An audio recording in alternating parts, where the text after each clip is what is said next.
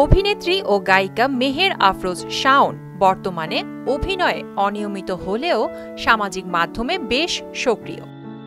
সম্প্রতি তিনি অভিনেত্রী নুসরাত ইমরোজ তিশার কয়েকটি ছবি ও ভিডিও দিয়ে একটি ভিডিও প্রকাশ করেছেন।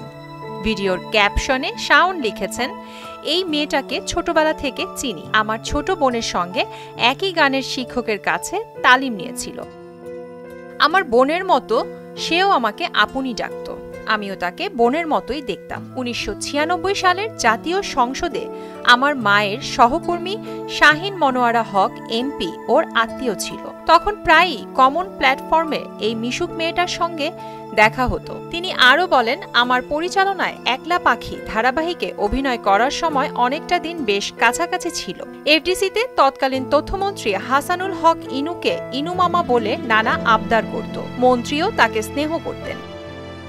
মুজিব একটি জাতির রূপকার সিনেমায় তিশার অভিনয় দেখা হয়নি জানিয়ে শাওন লেখেন, দেখার ইচ্ছাও নেই। বাস্তব জীবনে ওর যে অভিনয় দেখেছি তাতেই শখ মিটে গেছে। শেষে হ্যাশট্যাগ দিয়ে লেখেন, নাটক কম করো প্রিয়। প্রিয়াঙ্কা নিতু, মোহনা ডিজিটাল।